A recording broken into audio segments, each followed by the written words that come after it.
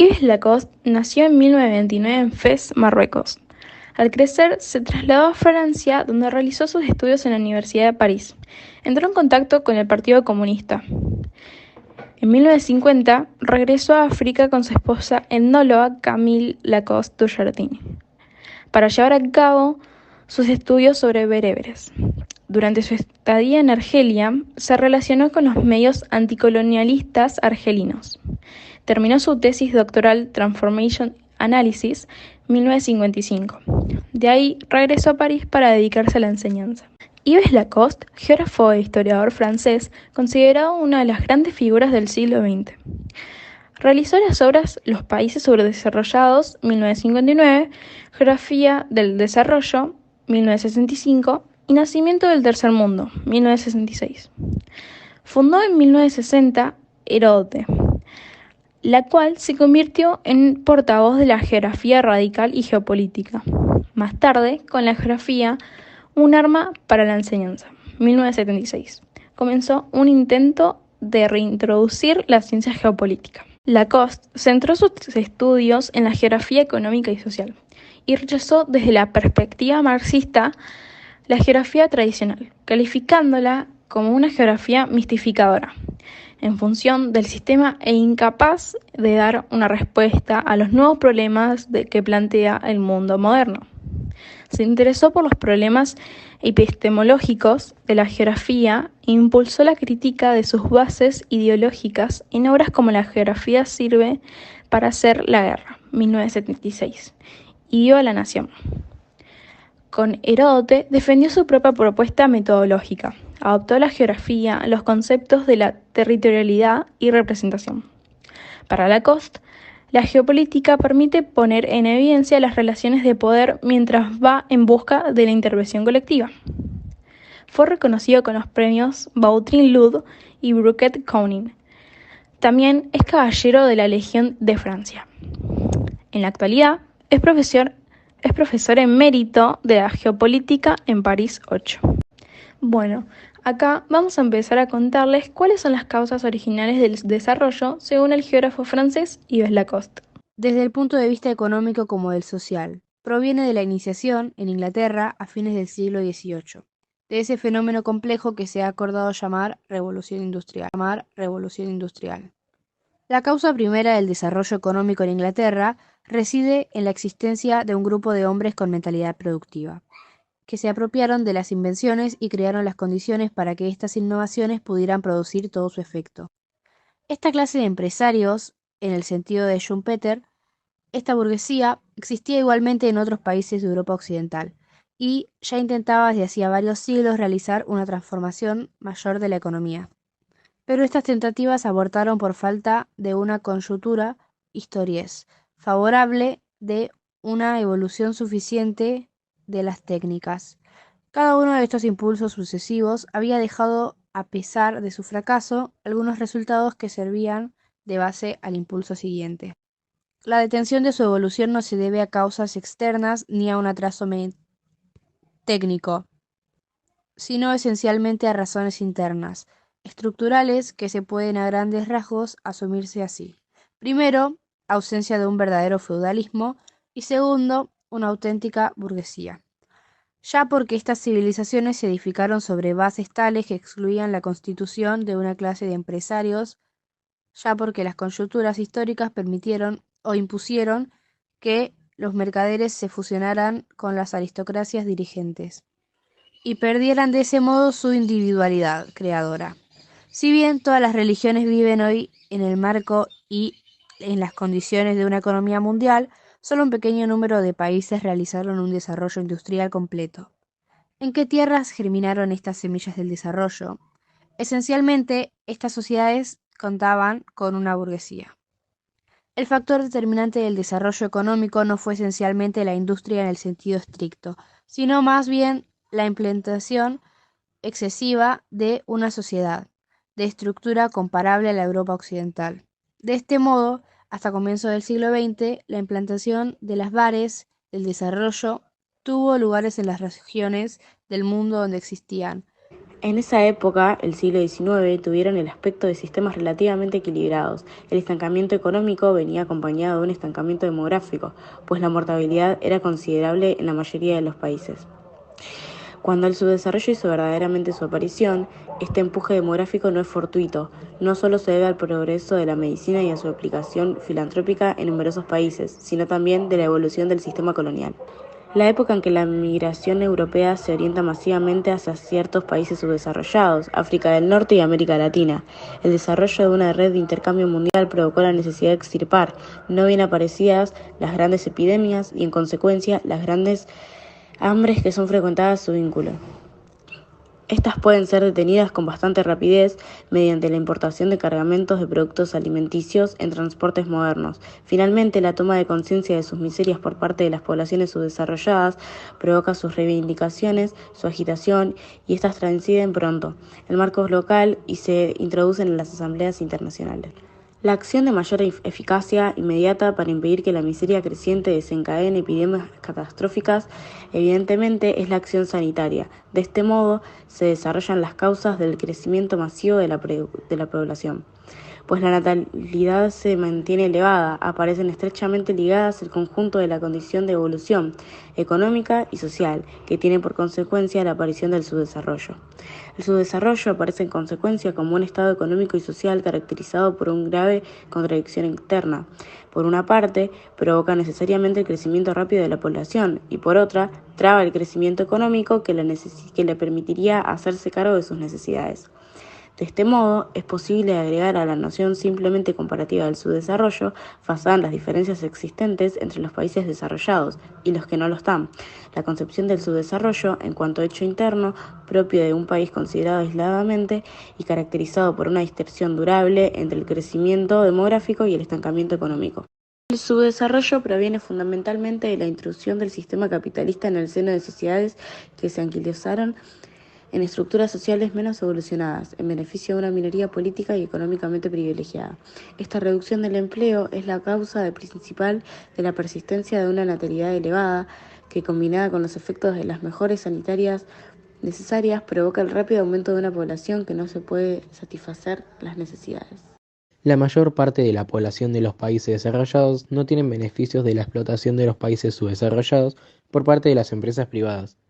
La parte esencial del efectivo obrero empleado por el patrón capitalista se encuentra en los países desarrollados que producen mayor parte de las mercancías.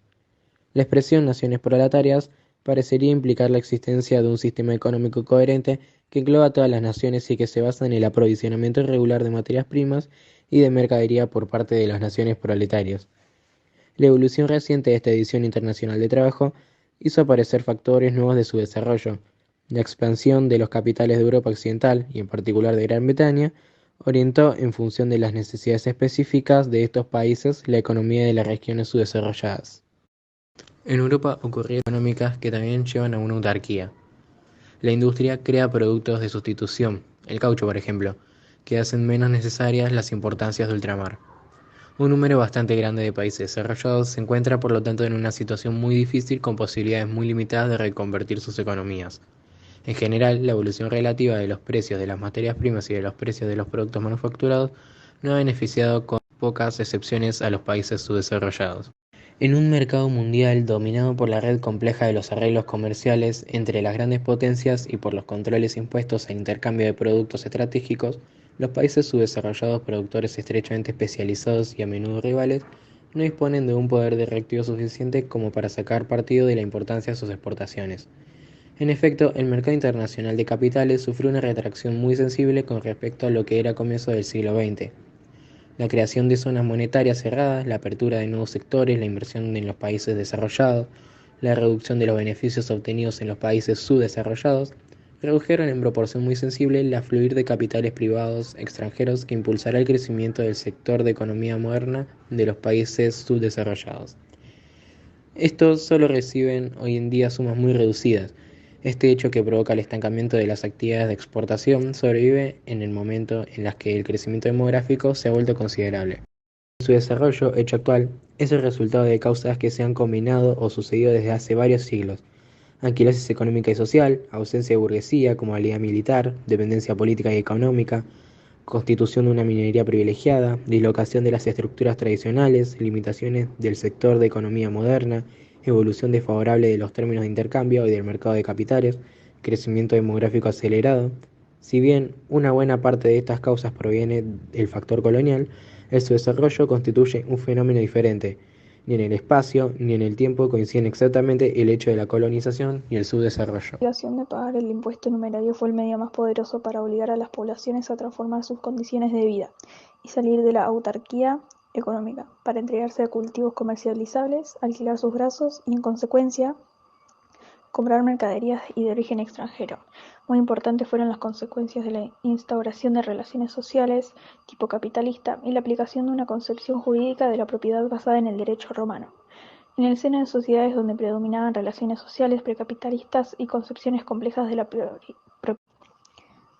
tal o cual técnica de comportamiento útiles en el marco de la solidaridad tradicional se revelan nefastos una vez que el contexto ha cambiado. Esta desorganización de la sociedad y de la economía tradicionales no procede solamente de la acción de factores externos, sino también de la de agentes autóctonos. El propietario de un derecho simplemente fiscal sobre una región aprovechará el nuevo régimen para hacerse reconocer la entera propiedad de esas tierras y transformará a los contribuyentes en aparceros o en siervos. De este modo, la estructura social tradicional, relativamente igualitaria, es reemplazada por los poderes agravados de una minoría que se arroga al monopolio de un usufructo de la propiedad del suelo. Las formas tradicionales de organización de la economía de la sociedad en cuanto a estructuras coherentes desaparecieron prácticamente en la mayoría de las regiones del mundo. Europa occidental también experimentó la destructuración de su economía y de su sociedad tradicional precapitalistas. Si bien este proceso se operó más lentamente y con menos violencia que en los países subdesarrollados y bajo la acción de factores internos, igualmente lo acompañaron miserias múltiples: desocupación, explotación desembosada del trabajo de las mujeres y los niños, éxodo hacia las ciudades de los campesinos explotados de sus campos y arruinados, por ejemplo, por la competencia de los trigos extranjeros, etc. No fue compensada por el desarrollo de sectores de empleo susceptibles de absorber a las masas de trabajadores arrojados al mercado de trabajo por la alteración de la economía tradicional, y que las mejoras sanitarias al desencadenar un accidente demográfico aumentaron aún más. Esta insuficiencia de empleo en el sector de economía moderna es de naturaleza cuantitativa y cualitativa, y estos dos aspectos se esfuerzan mutuamente. La pobreza de las industrias en economía colonial y la explotación de algunos productos que interesan al mercado exterior. La expansión de los países desarrollados al dislocar las formas tradicionales de organización y al implantar una economía moderna incompleta, limitada y dependiente, lleva al desencadenamiento involuntario de una evolución tan absurda como trágica. En 1976 la participación de industrias en el PNB supera la del sector primario. Corea del Sur se convierte en una gran potencia industrial, correctamente del sector cirúrgico, y las FMN surcoreanas están presentes en el mundo entero, en sectores de actividad como la construcción, y en 1983 se ha lanzado la promoción de industrias exportadoras de punta. Con un alto valor añadido, en un plazo corto se ha surgido una industria moderna. En 25 años, Dow se ha convertido en el 43 del grupo mundial en electrónica Samsung, la quinta parte del mercado mundial, y se sitúan respectivamente en el segundo, noveno y 10º lugar.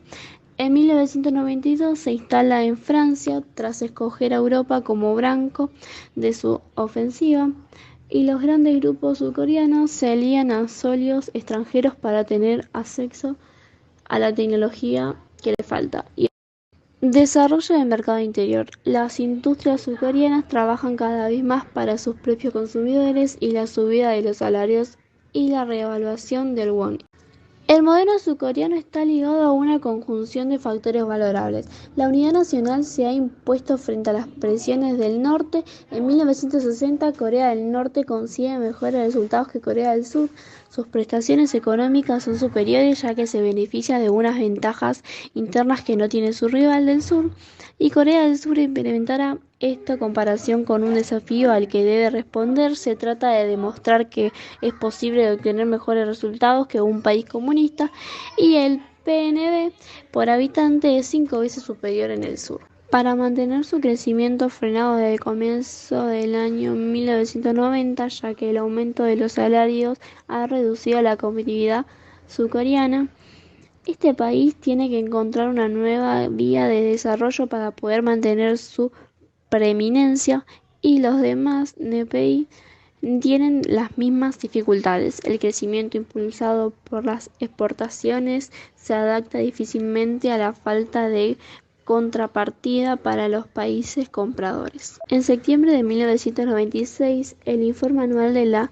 CNUCED defiende la posibilidad de reproducir el modelo de desarrollo asiático en otros PBD, apoyándose en que los acuerdos de Marrakech sobre la liberación del comercio mundial en 1994 permitirán abrir nuevos mercados a los PBD y tanto en el norte como en el sur, y en que este mismo sentido empujarían el crecimiento del poder adquirido y del mercado interno de los NPI.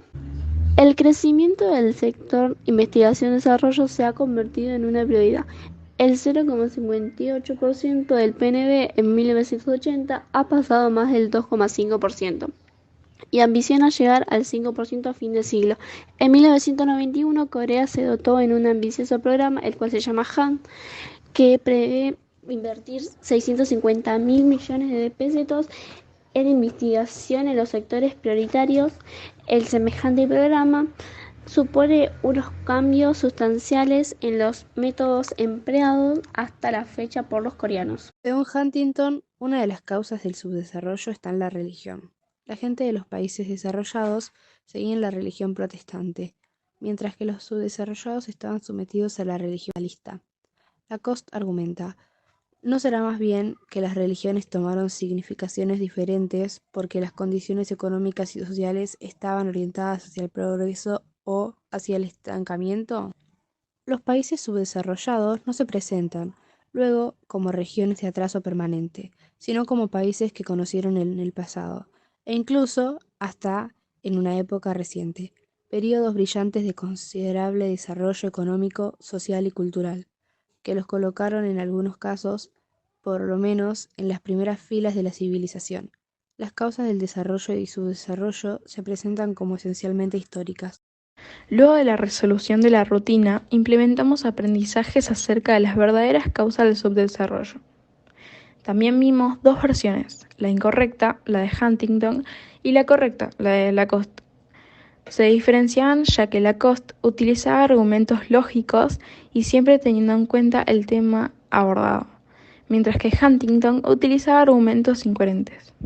Experimentamos el uso de rutinas para la resolución y comprensión de las actividades. Aprendimos nuevas habilidades de comprensión, por ejemplo, la rutina de pensar, indagar y explorar.